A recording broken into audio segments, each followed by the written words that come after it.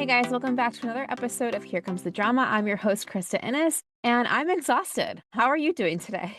I am just feeling so I don't know. There's just so much going on. I don't know where August went. It's here and gone. By the time this comes out, it'll be early October, but I'm filming it or recording this right now in September, and I feel like I blinked, and this year is like 3/4 of the way over. I'm so grateful to be doing what I'm doing, but it's also very nonstop. Sometimes I need to take a step back and just take a deep breath because I feel like I'm just on this constant hamster wheel of running around, checking things off the box, being a mom, being a wife, being a friend, and it's a lot. And I'm sure you moms or parents with kids going back to school are feeling it. Mine's too young for that yet, so I'm not doing the back to school thing quite yet, but it's just wild how the older you get, the years just seem to go quicker and quicker and quicker. And with the current climate, I just feel like the news is depressing. It's a little sad. And I hope I can just bring some entertainment to you guys with everything going on. I don't know. It's a lot. And I just have to remind myself to be grateful for what I'm able to do, being able to do this from home and be able to create. A lot of people don't have that. And so I don't take it for granted. So I'm just want to say I'm grateful for you guys listening. I know I'm going off on a little tangent. I've got a lot of feelings this week. There's a lot. There's a lot going on.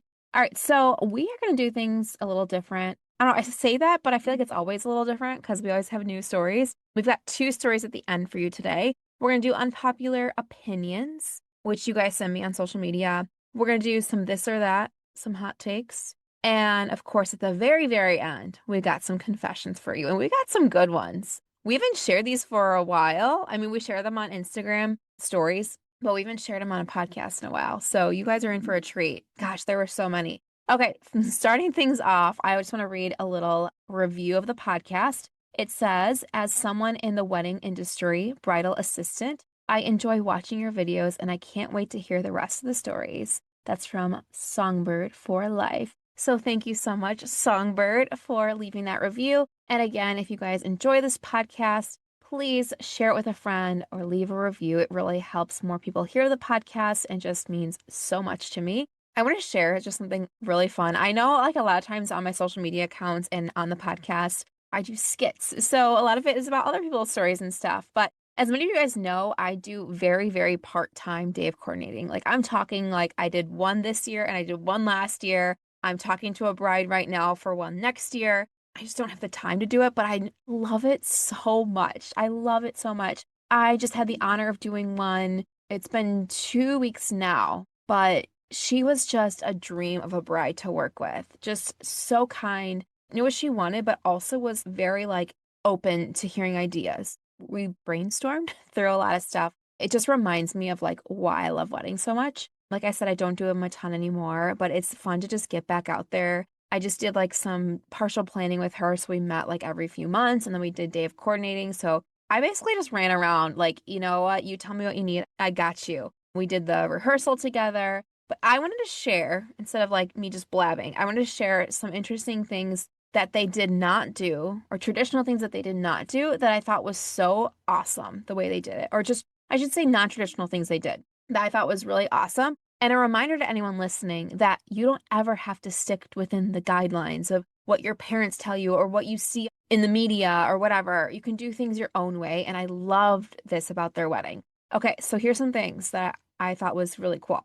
They had no maid of honor or best man. They had a wedding party, but it was very everyone was equal. They had a few different speeches, but it wasn't who you would think. It was just kind of different people on each side. Some had asked, some were told. So I thought that was really cool. There were no readings in the wedding. The wedding itself, so I led the ceremony and I just kind of organized where everyone stood and all that. It was really quick. I want to say it was 15 minutes max. They wanted a really quick ceremony. It was beautiful. Honestly, out of Taylor Swift's music video or something. So beautiful. They did no reading, so it was really quick. She had her stepdad officiate, and I thought he did such a great job. He was so nervous. He'd never done it before, but he did so great. He was so personable. And I thought it was a really great way to include her stepdad. And then she did her daddy-daughter dance. And then both her parents walked her down the aisle, and then both the groom's parents walked him down the aisle. So I thought it was a great way to include all parents in that.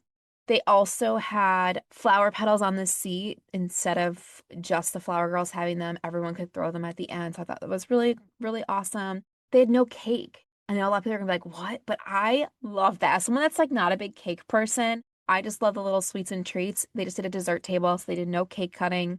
And so that was great. So it's just a reminder that no matter what it is, even if you're like, I'm already married or I don't plan on getting married, whatever kind of event or just thing in your life, go outside the lines. Do what makes sense for you. Say goodbye to tradition. Yeah, she was such a dream to work with. And everyone in the wedding party was just so kind. And yeah, it just reminds me of why I love doing it. So I get like a little anxious before weddings because I'm like such an introverted person. I work from home. But when you put me in that spot, I got it. How can I help you? Where can I go to? What can I do for you? Like, I got you.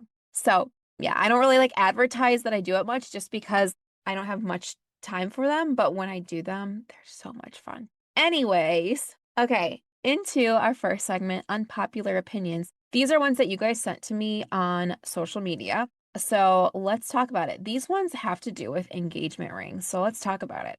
The first one says, the bigger the stone, the better. No, it's actually about the commitment. Yeah, 100%. I mean, they're saying, okay, I guess you can't see, they have quotes around the bigger the stone, the better. No, it's absolutely not the bigger the stone, the better. So I'm agreeing with this person. Yeah, I feel like people get so caught up in the ring. Yes, I love my engagement ring. My husband and I, though, like talked about it ahead of time. Like I was very involved in that. I know it's different for everybody, but there's this idea of like, you have to spend this amount. You have to do this if you truly love them. And it's like, no, there are like millionaires and billionaires that get married multiple times that like spend a crazy amount of money on these rings. That does not mean they love the person more. If all you can afford is a very basic ring, do that. Also fit into their personality. If they're not a big jewelry wearer or don't like big stones, don't do that. So yeah, this person says, I don't like the big marry me sign. It's overdone. I've never seen it personally. I see them a lot of times on like Instagram or social media. And to me, that's like the Instagram proposal, right? That you want everything to look good. It's the big flashing lights. Some people love that. Some people want the public proposal. Teach their own. This person says, I think proposals are best kept private. Keep it intimate for the couple. Me personally, yes. I've talked about this before. I had four other friends there. So it was two other couples that were with us. Had no idea it was going to happen that night. I knew it was probably happening soon, but yeah, no idea what was happening that night. I loved how intimate it was. It was our friend's backyard. We were all hanging out. I would not have been comfortable. I mean, I don't know. I say that now in like hindsight. I don't think I would have wanted a big proposal. I've been a part of big proposals or big parties. Everyone's got their own vibe. It's just important to know your person and know what they're comfortable with.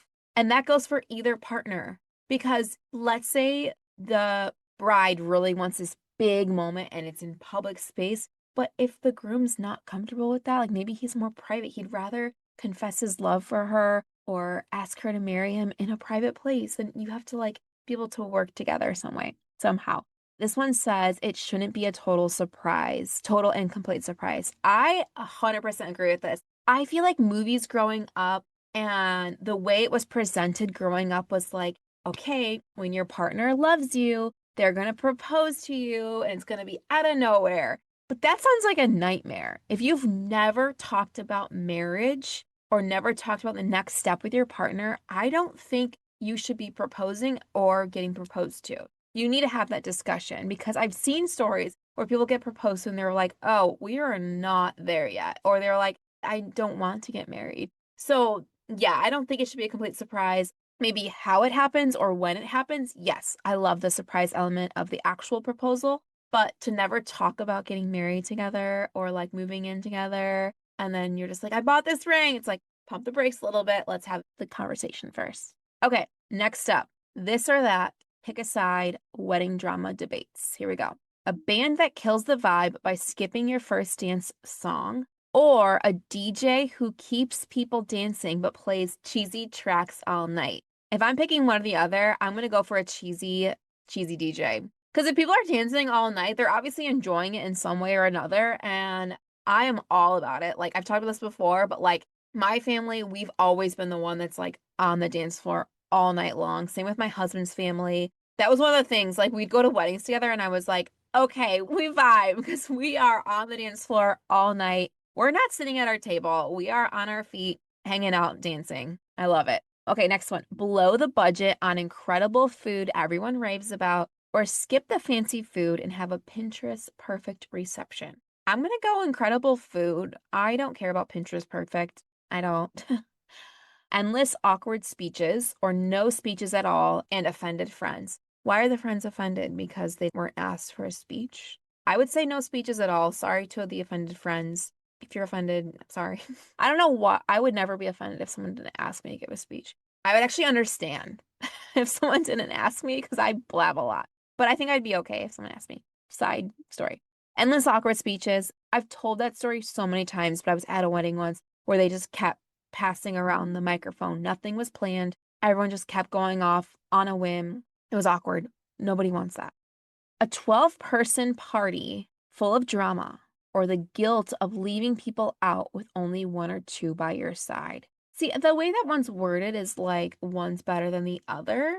Actually, no, they're both worded bad, I guess. I'm going to go with the guilt of leaving people out with only one or two by your side. And the reason I say it, and I'm someone that had 9 bridesmaids, okay? I don't know if I've ever talked about that before, and I don't regret it for a second. I loved it. But also my wedding party, everyone got along very well. They all knew each other. I mean, they're from different groups, kind of. Like I had a cousin, friends from high school, sisters-in-law, other friends, and then my sister. So different groups, but they all kind of knew each other, but everyone got along great. So we didn't have any drama. So yeah, that's hard though when you do have a really big group and there's like a lot of drama going on. Leave me out of it, especially at my age now. I'm just like, if I were to do it all over again, I would probably just have a couple people stand up with me and then have the rest like just wear a similar color. I actually just saw a wedding like that and I think that was really beautiful. Kids melting down mid vows or family drama for years after banning kids. Ooh, that's a spicy one. It depends on who the kid is. Because I couldn't imagine getting married without my nieces and nephews at our wedding. So if one of them had a meltdown, I would just be glad they were there, honestly. But if it was someone, because I don't think we'd have family drama. See, this is the problem with me and rapid fire. I read into them too much. So I'm like, wait, that wouldn't happen. So if I'm just going straight off the bat, I would just say a kid melting down because it'd be someone important to me.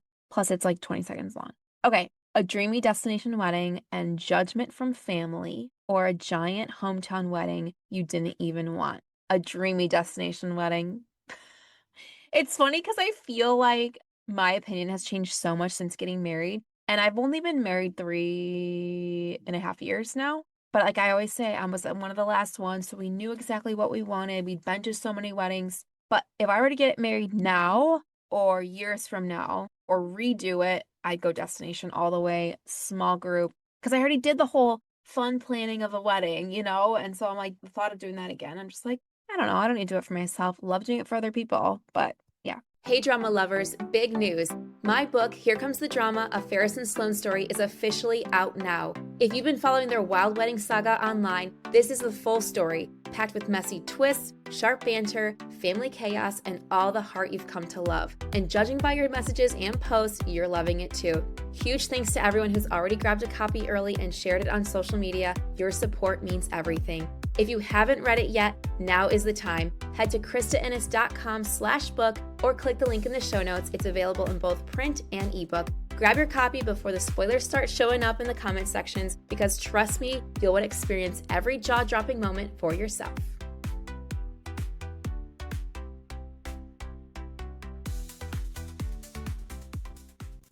Okay, let's get into the stories because they are long. So I want to make sure I have enough time without having to carry over to another. I got 2 crazy stories here. Let's go. Okay, my older sister was married first, but her marriage only lasted 2 months. While she was divorcing her husband, I had just met the man of my dreams. We got engaged 8 months after dating and planning our wedding for 5 months later since he was set to deploy soon after. My mom was adamant that my sister be my maid of honor. This is her saying it in quotes. You only have one sister, and I always wished I had, but didn't. Even though my sister and I weren't very close, I had 2 lifelong best friends who felt more like sisters. I went along with it. Oh no. Okay, so full disclosure, I had my best friend Yvette. who has been on the podcast, be my maid of honor, and my sister was a bridesmaid. She was not offended. She was actually just very happy to be a bridesmaid. I was my sister's maid of honor, but she also got married, oh my gosh, 14 years ago. So I was like super young. We were both really young. And so things were just different. But yeah, I knew right off the bat that I wanted my friend Yvette to be my maid of honor. Plus, you also have to look at like when someone's your maid of honor, they're getting other responsibilities too, depending on different things. But your bachelorette party, maybe you're helping with the shower, being your person, right? And I talked to my friend Yvette all the time. We'd been to so many different events together, and it just was more fitting. My sister was not offended. She was happy to be a part of the wedding. So I talked about this before. I am not a fan of when parents or people try to convince the bride or groom to have someone be in the wedding or be a certain place in the wedding. So she went along with it. When it came time for my bridal shower and bachelorette party, which were scheduled the same weekend since I was finishing grad school in another state, that sounds stressful. My sister refused to help. For months, every time I asked, she brushed me off with, "We have time. It's too early to plan." So she's not a planner. In the end, my mom and I organized everything ourselves. A week before the events, my sister suddenly started asking questions and got mad that everything had already been handled without her. My mom even called me, asking me to find something to include her in. So you're doing more work because she couldn't be bothered before. Okay, so I reminded her that I had been trying for 2 months, but my sister hadn't lifted a finger. When I flew back home to go wedding dress shopping with everyone, she didn't show up. Later, she demanded a different dress from the other bridesmaids because it was special. I wanted them all to match. But of course, my parents called me saying she was hurt. Oh my gosh. Is this an older or younger sister? Older. Okay, the older sister did this. Okay. My shower, she had narrowed her outfit down to 2 dresses. I told her which one I preferred because the other was too bridal. She showed up in the white dress anyway, with black accents, perfectly matching my invitations and decor. In the photos, she positioned herself in the middle so much that you would barely know I was the bride. So, like, there's no like necessary rule that at showers and stuff, the bride has to be the only one in white. But I feel like all the ones I've gone to, it's pretty common courtesy. I would never show up to a shower or a bachelorette wearing all white, especially if you ask them their opinion. This sounds to me like the sister was a little salty about the fact that she was going through a divorce, it wasn't working, and then her sister's moving really fast with this wedding. So she's like, I'm going to be involved where I want to be involved. And that's unfortunate that she can't just be happy for her. With all the drama building, my fiance and I secretly decided to elope. What? I'm sorry for that sound that just came out of my mouth. That just came out of nowhere. We got married privately, just the two of us, but kept it a secret until after the big day. Oh, I love when that happens. I love that. Okay. Honestly, it saved me so much stress. You go, girl. The night before the wedding, a massive blizzard hit. I was running around collecting last-minute deliveries and arrived a little late to my rehearsal. Sure enough, my sister showed up in a white gown. You guys, this is wild. I've never read a story where the sister is like showing up in these gowns. It's usually the mom or mother-in-law or an aunt or something. That's wild because she knows better. She's been a bride. She knows better. It makes me wonder how her wedding was, if she was like this at her wedding or someone did it to her. Like, what's the deal here? At that point, I didn't even care. I went through rehearsal in jeans and snow boots before changing for the dinner. You go, girl. I love this bride. The morning of the wedding, all of us, my 5 bridesmaids, my sister, my mom, and my mother-in-law went to the salon. My sister went first for hair and threw a fit because her hair didn't match the picture she brought. She sulked in the corner with her arms crossed, like a toddler. I added that. While the stylist kept checking in. As we were leaving, she suddenly sighed, "Fine, I guess someone can fix my hair."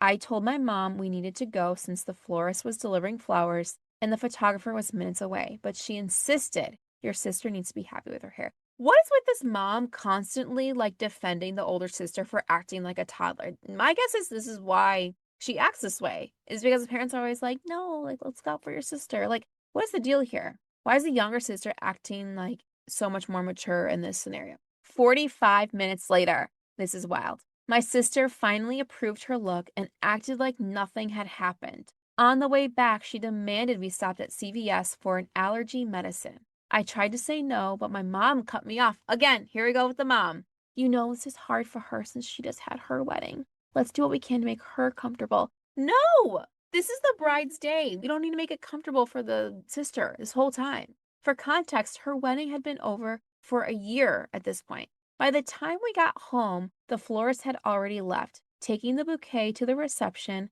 but leaving behind the vases for the bridesmaids' table arrangements. Oh my gosh. The photographer was also waiting on us. During pictures, my sister shoved her way to be next to me in nearly every shot. Nearly every shot, loudly declaring, I'm the maid of honor. This is my spot. That's wild. I've been the maid of honor twice, and I was just like, I don't care where I stand. I'll stand where you guys want me to. I had to specifically request individual photos with each bridesmaid just so they wouldn't all be dominated by her. Oh my gosh. It's hard when it's a sibling because it's like, you can't just like cut them out, especially if the mom is waiting on her hand and foot.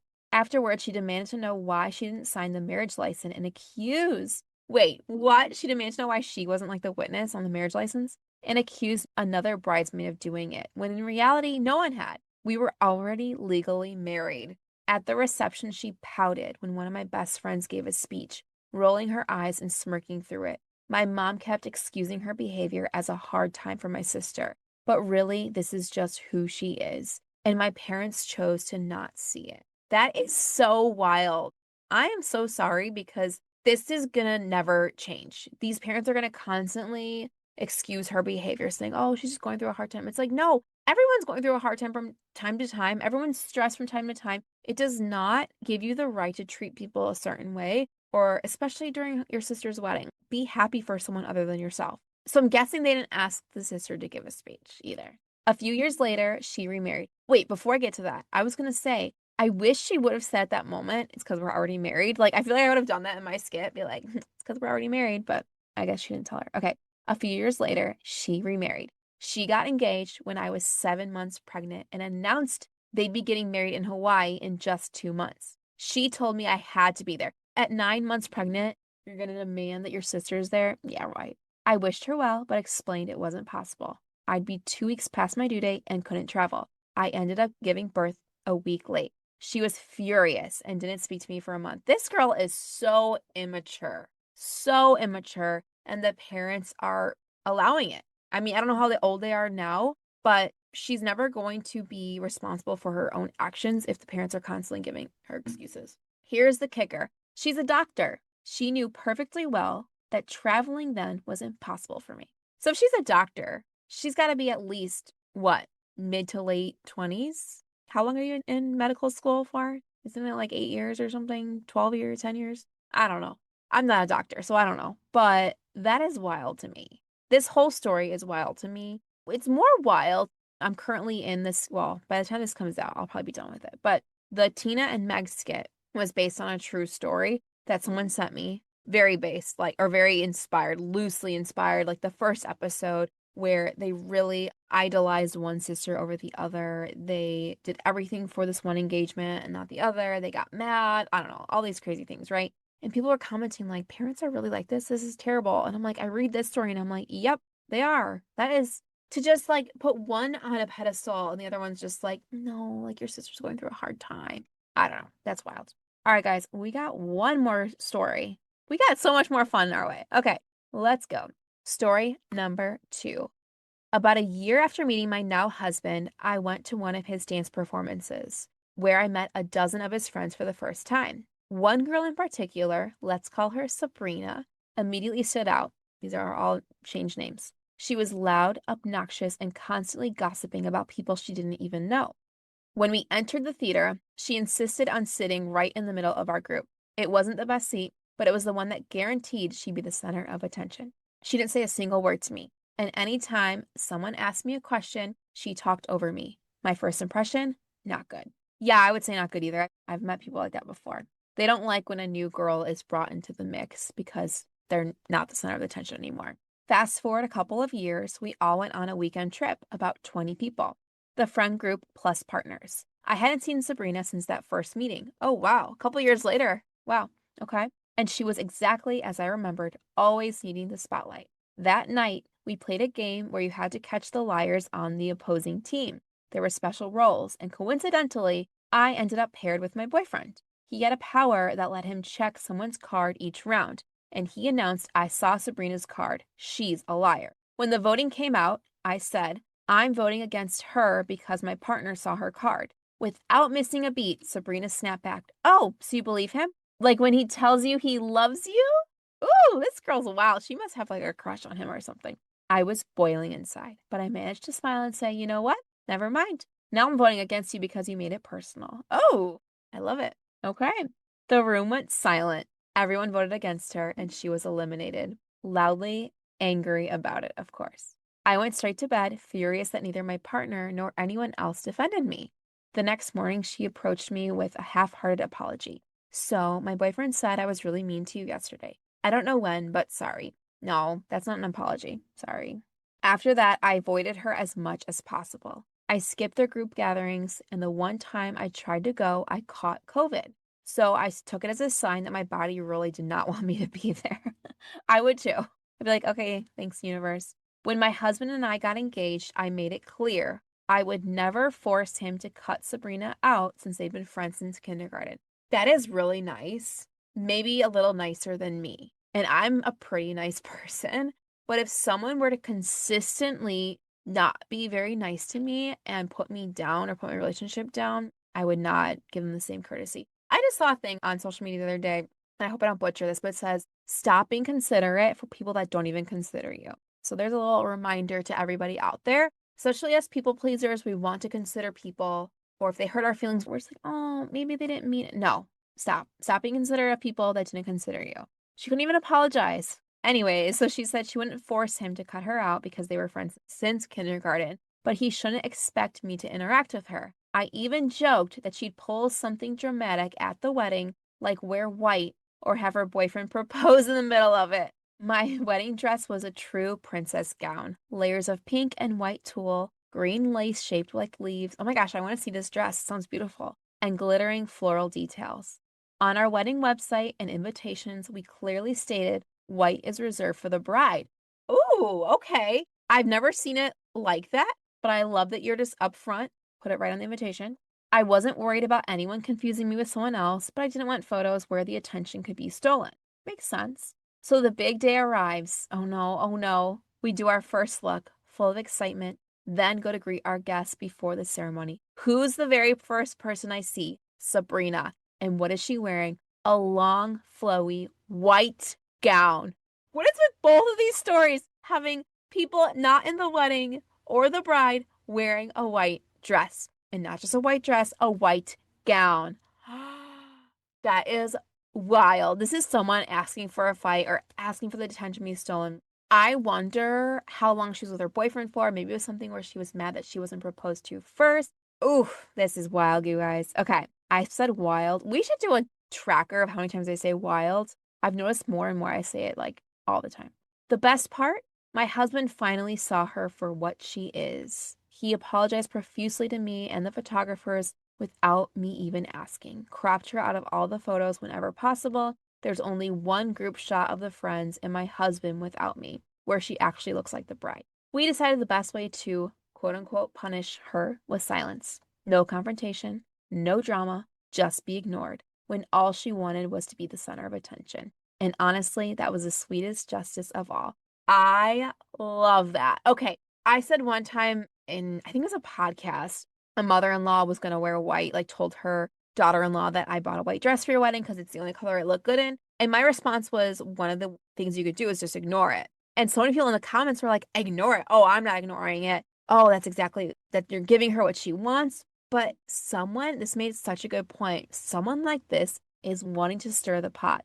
They want to cause a scene. They want people to notice them. They want the bride to feel inferior. And if you don't feed into it, you don't say anything, you don't acknowledge it or have other people look or point or say anything, you're not giving them what they want. They're actually going to leave mad because no one noticed. I love that. I love that. And then only post photos that she's not in. Okay, I'm getting petty now, but actually, is it petty? No, she was petty first.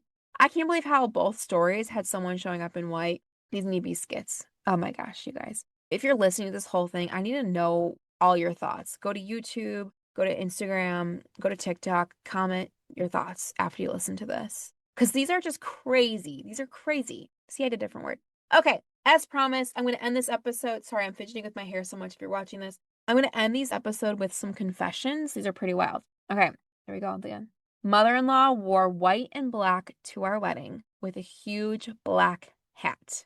The white I have more of a problem with. I remember reading a story years ago where the mother-in-law wore black to the wedding, like all black. And I was like, oh my gosh, like they're dressed to a funeral, like their son's being taken away from them, right? But I was thinking about it, I'm like, I've worn black to formal weddings before, like a formal black dress. And I've worn black jumpsuits to weddings before. So I don't think black is actually considered that bad, but it's where she wore a huge black hat and then a white and black dress because we don't know the style of the dress. But also, if someone's saying this, like a bride saying this, my guess is there's some kind of issue already between them. Because again, if you have a good relationship with someone and they showed up like that, you'd be like, oh, cool, pretty dress. But if it's someone that's already got an issue with you, then they're making a statement. Okay, my cousin was my sister's photographer. He didn't give her the pictures for 2 years and they turned out awful. Yeah, no, we don't do family for vendors. We just don't. If they insist, you say, I want you there as a guest. I already have a photographer because I've heard so many horror stories about people choosing photographers for their wedding that's a family member. And I wouldn't count like officiant from my day of coordinating story earlier because I think that's a more personal thing and they can just do it and be done, right? But a photographer, you need someone that's really devoted, is fully a photographer, like that's their profession, not just like a little side gig, someone that's going to take a few photos on their iPhone or just starting out. Okay, this one's like a 3-part one. She said, my fiance's best man peer pressured him into asking him to be the best man. Anytime he did anything for my fiance unrelated to the wedding, he said, this is best man right here. You better ask me. We get married in 9 months. That's awkward. I mean, I don't know. I don't know how to respond to that. I feel like, yeah, maybe they can make subtle hints that they want to be your best man, but it's up to you. You have the power. You could ultimately have the power. If they're your friend, sure. But if they keep just making comments like that, you're like, oh, I already have someone else planned. This one's weird. Okay. Best friend's mother-in-law asked for a mother-son renewal vows on their wedding. Mother-in-law had it. Best friend divorced him. Wait, the mom wanted to renew vows on their wedding day. I need more context to this. This is wild. This is so wild. I need more words. Help me come up with more words. I say amazing and I say wild and I say crazy a ton. Help me come up with more words. Maybe help me out and just comment on YouTube. Just use some different words so I can get them in my vocabulary. Because when I find one, I just stick to that. And that's what we're using for the next month. So yeah, I don't get it. She wanted vow renewals with her son, just like to prove that she's the mom. I don't understand. All right. Oh, last one. My sister / maid of honor got drunk before the ceremony. She was a show half the day. Yeah, alcohol can be a big problem at weddings. I'm sure we've got tons of alcohol stories that people have sent me in. I've seen it a few times. I've seen it lots of times. You get the people that are like fun and drunk or buzzed at the weddings and like they're just dancing. Like, yeah. If you know you cannot handle your liquor, hold off till the reception, till your duties are done. If you have any slight question about it, although anyone that's gonna like not think they have a problem is not going to be like, I'm gonna wait. They're gonna be like, I can be fun. So yeah, that kind of sucks when it happens like that.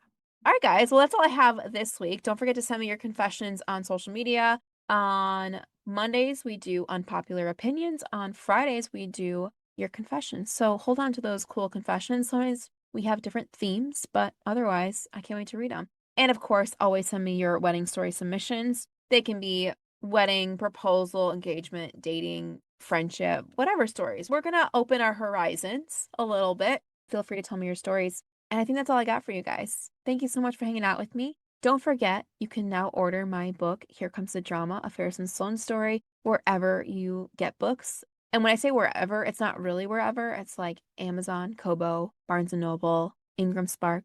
Yeah. And don't forget to tag me on social media if you have read it. And you tag me at Party Planning by Krista for a chance to be featured on my page. I had a total like brain fart just now. I was like, what am I talking about? Where am I? This is how my brain has been. I just love you guys. I'm so grateful for this podcast. I'm so grateful for you guys and for the ability to be able to do this. So thank you so much. And I'll see you guys next time. Bye now.